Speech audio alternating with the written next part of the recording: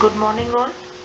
Today we will be discussing question paper subject periodontology for the year 2020.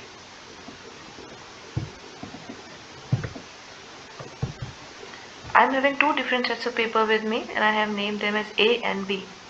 This is question paper A having section 1 and section 2. This is another paper, section 1 and section 2.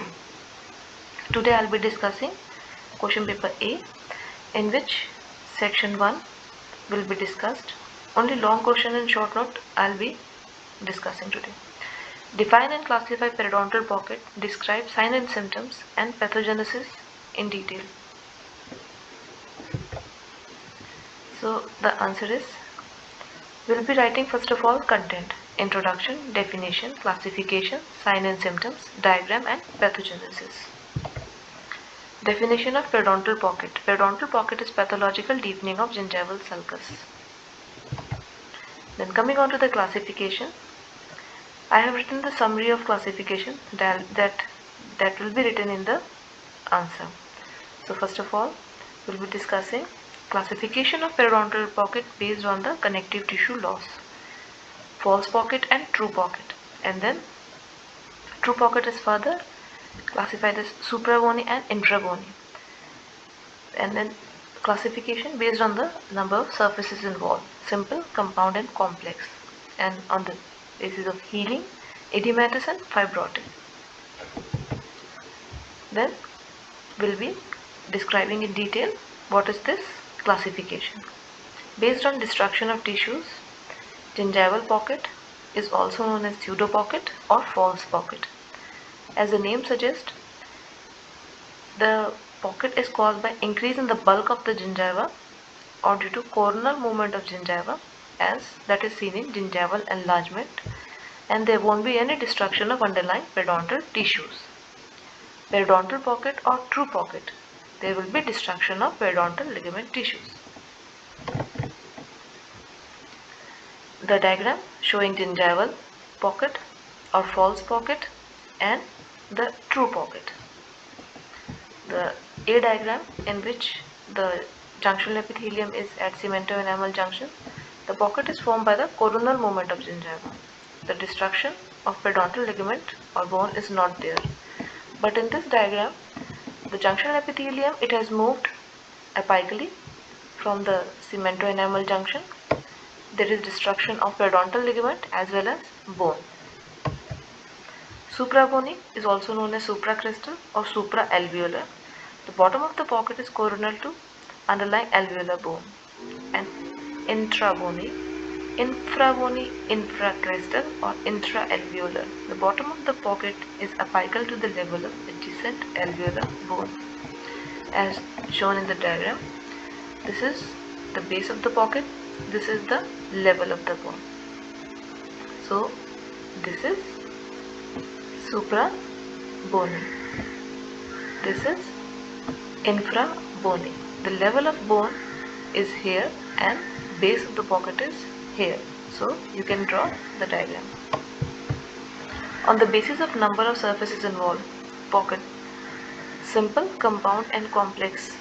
Simple, involving only one surface, compound, involving more than one surface, and complex, involving more than one surface, and moreover it is twisting around the root. On the basis of healing edematous pocket wall, if the inflammatory fluid and cellular exudate predominate, pocket wall is bluish red, soft, spongy with soft shiny surface. That means more of inflammatory components are there in edematous pocket wall as compared to fibrotic pocket wall, where more of connective tissue formation and fiber will be predominating, and hence pocket will be fibrous and pink. Signs of pocket will be bluish red, thickened marginal gingiva, bluish red vertical zone from gingival margin to alveolar mucosa, gingival recession, gingival bleeding, suppuration, tooth mobility and diastema formation. Symptoms. It is usually painless but sometimes localized radiating pain. Localized pain or pain deep in the bone. Sensitivity, foul taste, teeth loose, feeling of itching in the gum. Now coming on to the pathogenesis of periodontal pocket. Initially, there are only few microorganisms. In healthy gingiva, only few microorganisms are there, that too cocoid cell and straight rod. Then, as the plaque matures, increased number of spirochetes and motile rods will be there, and large number of polymorphonucleus neutrophil and macrophage will migrate to the area because of the increase in bacterial count. Moreover, there is shift of bacteria from gram positive to gram negative, and moreover their motile rods. So the number of neutrophil, initially the number of neutrophil in junction epithelium was 1 to 2%, but later on the number of neutrophil will increase. And inflammatory changes will be seen in the connective tissue of gingival sulcus. And then there will be loss of collagen or collagen breakdown will be there due to two mechanisms. Mechanism A, collagenase and other enzymes like MMPs. Next is by fibroblast. Fibroblast will phagocytize the collagen. So two mechanisms are there by which collagen breakdown take place, collagenase and other enzymes like MMPs, and most of the MMPs is secreted by polymorphonucleus neutrophils or inflammatory cells. And this collagenase and matrix metalloproteinase, it will break down the collagen fiber or it will destroy the fibers, collagen fiber. Initially gingival fibers are destroyed and later periodontal ligament collagen fibers are also destroyed by the two process, collagenase and fibroblast. And ultimately apical cell of junctional epithelium proliferate along the root extending finger-like projection, and then coronal portion of junctional epithelium detached from the root, and the number of polymorphonucleus neutrophil will be increasing. And pocket formation is because of the coronal portion of junctional epithelium, it is getting detached from the root surface. Tissue will lose the cohesiveness and the junctional epithelium tissues, they will detach from the root surface and hence pocket formation will be there. So first of all you can draw this flow chart and later on you can explain this. So this is the pathogenesis of periodontal pocket. And followed by the diagram. In this diagram we can see the junctional epithelium, it has moved apically from cemento-enamel junction. There is ulceration in the epithelium. There is ulceration in the pocket epithelium. Epithelial ridges are there. Initially the junctional epithelium, it does not have any ridges, but now because of inflammation ridges are there. Apical migration is seen in the slide. Bone and PDL destruction can be seen. So this is very easy diagram, easy to draw. Histopathology, connective tissue edematous and densely infiltrated with plasma cell, lymphocyte and scattered polymorphonucleus neutrophil. Blood vessels are dilated, increase in number and engorge. Connective tissue degeneration.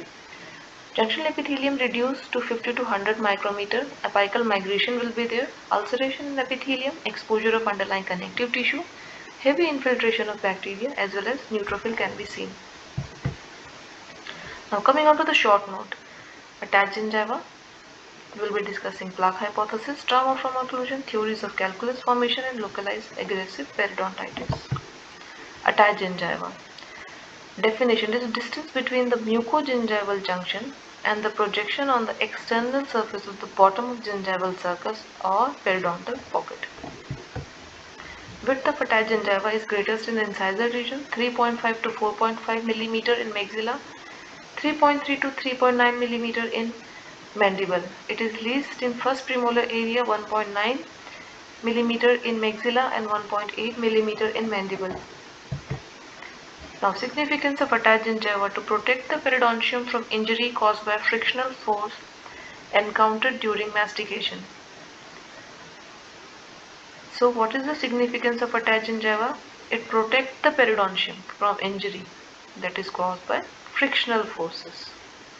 To dissipate the pull on the gingival margin that is created by the muscle of adjacent alveolar mucosa. So it dissipates the pull on gingival margin. It gives support to the marginal gingiva. Moreover, it has an aesthetic value. Measurement of width of attached gingiva. First of all, there will be measurement method. The measurement method will be done with the help of periodontal probe. So first of all, we'll be measuring the total distance from we will be placing the probe on the external surface and we'll be measuring the distance from gingival margin to mucogingival junction, and then we'll be placing the probe in the gingival sulcus or in the periodontal pocket and we'll be measuring the depth of it, and then we will subtract the probing depth from the total gingival measurement. So this diagram is showing the width of attached gingiva. We will how this is attached gingiva, mucogingival junction. So we'll be placing the probe first externally from marginal gingiva to till mucogingival junction, and then we will be checking the pocket depth or depth of the gingival sulcus. Then we will minus it, subtract it to get the width of attached gingiva. So this is measurement test. Next is roll test.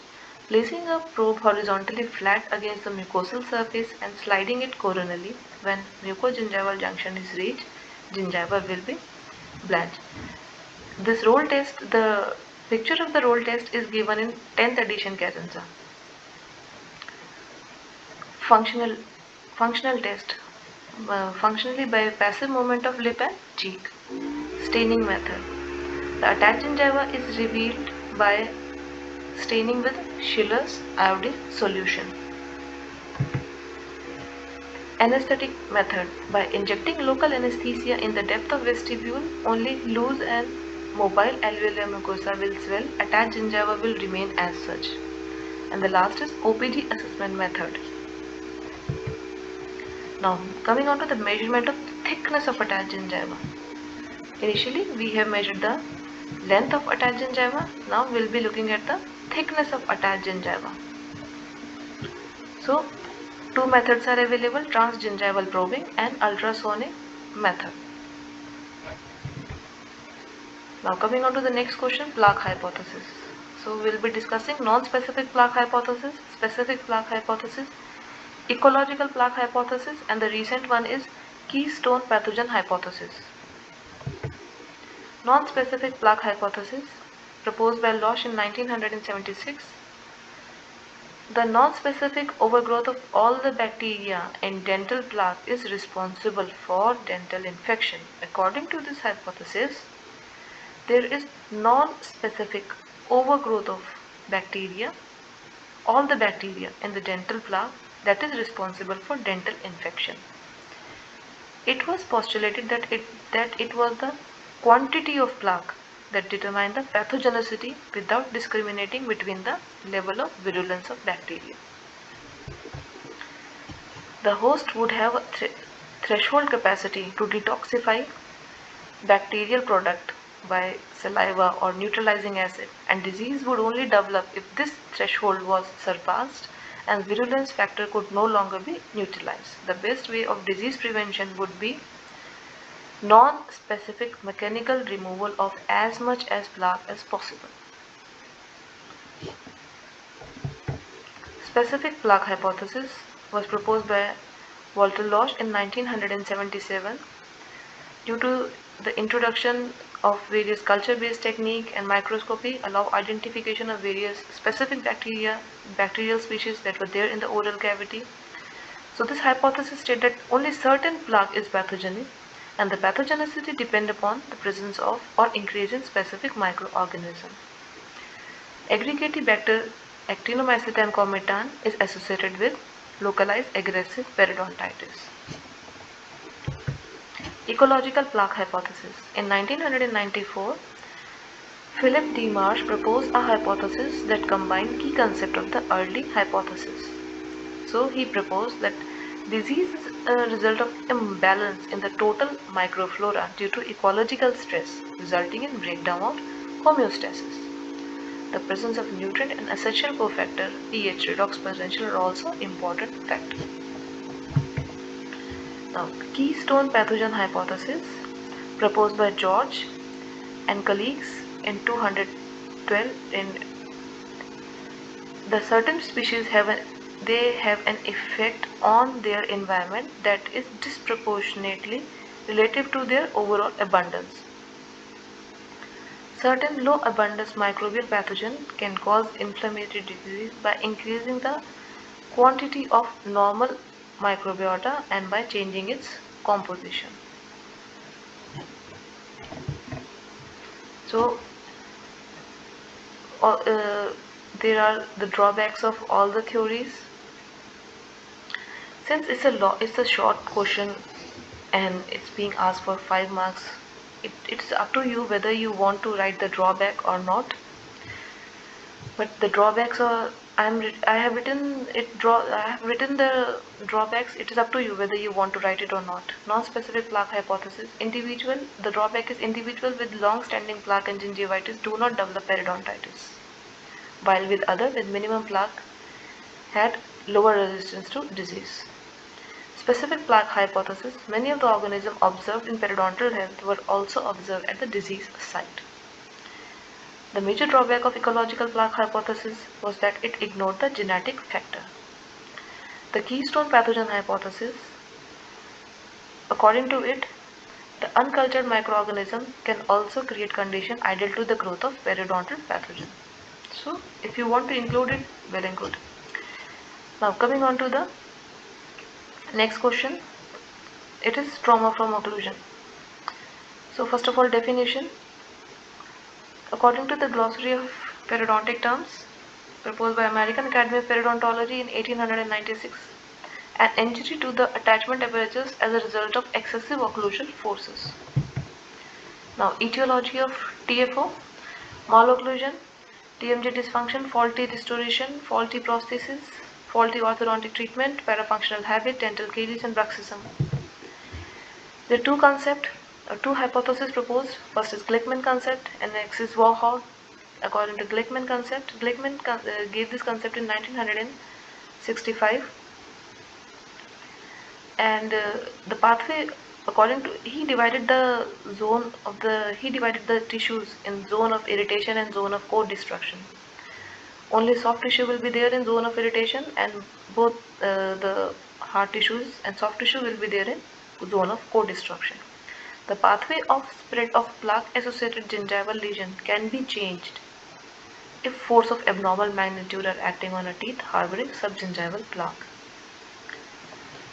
So according to this theory, if forces of abnormal magnitude are acting, then the pathway of inflammation, it will change into toward the zone of core destruction, and hence vertical defect will be there.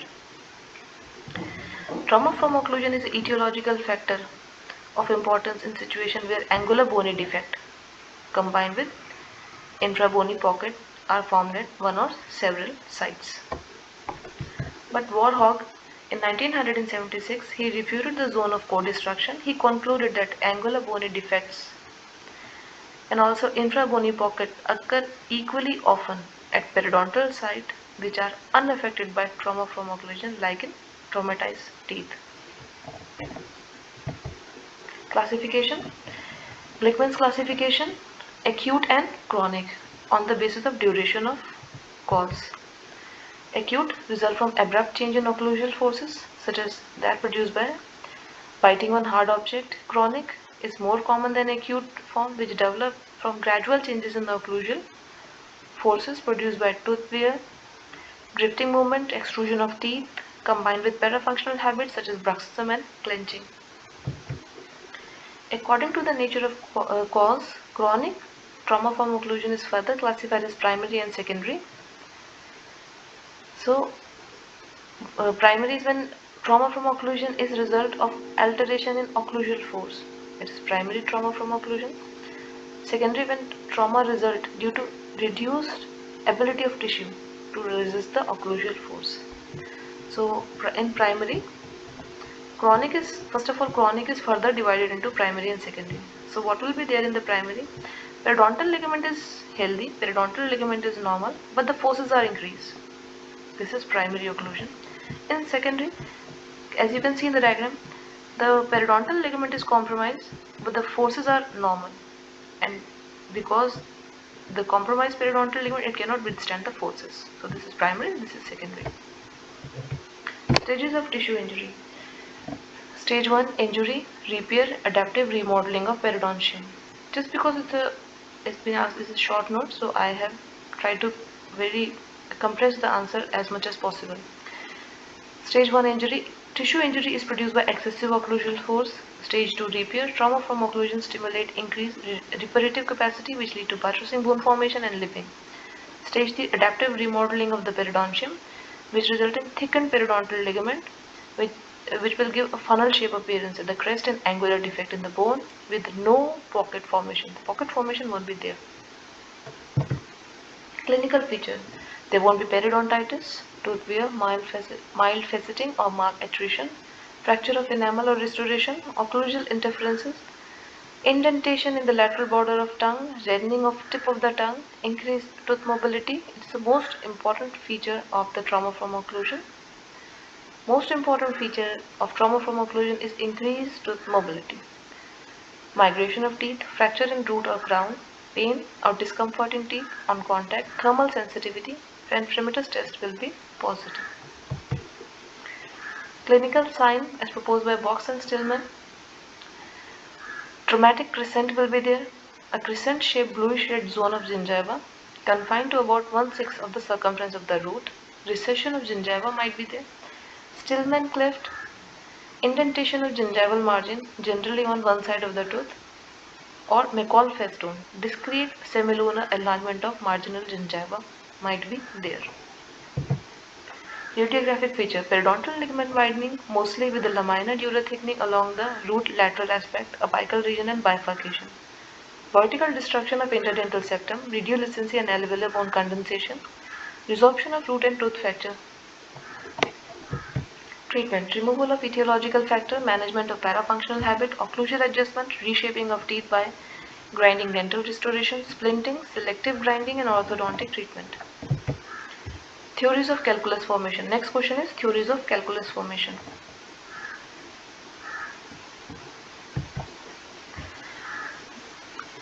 You can write definition of calculus, but since this is a very long question, I have not written the definition. I have straightforward proceeded on to the theories of calculus formation. First is booster mechanism, epitactic concept, inhibitory theory, transformation theory, bacterial theory and enzymatic theory. There are two mechanisms of booster theory. First is mechanism 1. First of all, we will be discussing mechanism 1. Their major salivary duct. The major salivary duct secretes saliva at high carbon dioxide concentration or tension, about 54 to 65 mmHg. But the pressure of CO2 in atmospheric air is only 0.3 mmHg. As a result of large disparity in CO2 tension, saliva emerging from the salivary duct, it will lose the CO2 and pH in the saliva will increase when CO2 escape. So hence pH of the saliva is increasing due to this loss of carbon dioxide. Since pH and saliva depend largely on the ratio between bicarbonate and free carbonic acid, and this change in the pH of the saliva, it will disturb the ratio of bicarbonate and free carbonic acid. The phosphoric acid dissociation increase, and now because of disturb in the pH, phosphoric acid dissociation will increase with rise in alkalinity and thus increase the concentration of less soluble secondary and tertiary phosphate ion. There will be increase in the phosphate ion. This boost in phosphate ion concentration, lead to a situation where solubility product of calcium phosphate is exceeded and crystals formation will be there. So why this is booster theory? Because this there will be boost in the phosphate ion formation due to due to the alkalinity that is there. So you can draw this flowchart. Atmospheric CO2 tension 0.3 mmHg, saliva CO2 54 to 65 mmHg. As the saliva will lose the CO2, increase in salivary pH, dissociation of phosphoric acid, phosphate ion will increase, calcium phosphate crystal formation will be there. And according to next mechanism of the booster theory, dental plaque and bacteria or protein precipitation will be there, formation of ammonia will be there, loss of carbon dioxide due to formation of ammonia, increased pH of the saliva, lowered precipitation constant, precipitation of calcium phosphate salts, and hence calculus formation. Epitactic theory. In saliva, the concentration of certain ion like calcium and phosphate is not high enough to precipitate but is ample enough to promote the growth of hydroxyapatite crystal on an initial feed or nucleus is formed. The term epitactic refers to crystal formation through seeding by another compound which is similar to hydroxyapatite crystal, leading to precipitation of calcium salt from metastable solution of saliva. Seeding agent provokes small foci of calcification and enlarge and coalesce to form the calcified mass. Intercellular matrix or plaque plays an important role. Calcification will be initiated by carbohydrate and protein complex which remove calcium from saliva by gelating process and bind with the nuclei that stimulate subsequent deposition of mineral. Next is inhibitory theory. This theory assumes about calcification as occurring only at specific site because of existence of inhibitory mechanism at non-calcifying site. So according to inhibitory theory, there are certain inhibitory agent at the non-calcifying site. According to this theory, the site where calcification occurs, the inhibition is apparently removed or it is not there. So pyrophosphate is thought to be one of the possible inhibitory substance. So if this pyrophosphate is present, calculus formation won't be there. And other possible inhibitory substance like polyphosphate. So according to this theory, pyrophosphate is an inhibitory substance. If it is present somewhere, calculus formation won't be there. Alkaline pyrophosphatase is an enzyme involved in controlling mechanism which hydrolyze the pyrophosphate to phosphatase, pyrophosphate to phosphate, and this pyrophosphate prevent the initial nucleus from growing and inhibit their calcification, possibly by poisoning the growth center of the crystal. Coming on to the transformation theory, I am a bit tired now. Hypothesis. This hypothesis states that hydroxyapatite need not arise exclusively via epistaxis or nucleation. Octacalcium phosphate is formed by the transformation of amorphous non-crystalline deposit, then brushite is formed, which then transforms to hydroxyapatite in the presence of pyrophosphate. Pyrophosphate regulation can prevent calculus formation. Next theory or hypothesis state that it is bacteriological theory. According to this theory, the primary cause of calculus formation is oral microorganisms and their involvement in attachment to the tooth surfaces. Leptotrichia, actinomyces have been considered most often as causative microorganisms. Next is enzymatic theory. According to this theory, calculus formation is a result of action of pyrophosphate derived from either oral tissues or oral microorganism or some salivary phosphate containing complex, most probable phosphoric ester of hexaphosphoric group. Now, how calculus is attached to the tooth surface? You can write this if you want to, but I guess it's a very lengthy answer, so it's up to you. Attachment of calculus onto the surface of implant. If you want, you can write this. Calculus attachment to pure titanium is less intimate than to the root surface structure. Smooth machine implant have less microporosity for retention, so calculus may be chipped off from implant without affecting it. Now last question, localized aggressive periodontitis. First of all, we will be writing the definition. Localized aggressive periodontitis comprise a group of rare, severe, rapidly progressive form of periodontitis often characterized by early age of clinical manifestation and distinct tendency for cases to aggregate in the family. That means this disease will be running in the family. So what are the key words of the definition? It comprises a rare, severe, rapidly progressive, early age of clinical manifestation and cases to aggregate in the family. Clinical feature: first molar incisor, interproximal attachment loss, lack of local factors such as plaque and calculus, lack of inflammation, but beside having lack of inflammation, there might be deep periodontal pocket, distolabial migration of maxillary incisors, and with diastema formation, increased mobility of maxillary and mandibular incisors. And first molar, hypersensitivity of denuded root surface is observed to thermal and tactile stimuli. Deep dull radiating pain during mastication, probably caused by irritation of the supporting structure by mobile teeth and impacted food. Periodontal abscess formation, regional lymph node enlargement, rate of bone loss is 3 to 4 times more as compared to the chronic periodontitis. Prevalence, it's more commonly seen in black. They are more prone to get the disease. Among white, female are more prone, and among black, men are prone to have localized aggressive periodontitis seen at the age of 30 years. Radiographic feature: vertical bone loss around first molar incisor, arc-shaped bone loss, and arc-shaped bone loss or arc-shaped loss of alveolar bone extending from the distal surface of second premolar to mesial surface of second molar. So the same arc-shaped bone loss pattern that will be there on the one side, for example, the arc-shaped bone loss that will be there on the left-hand side I'm talking about the patient.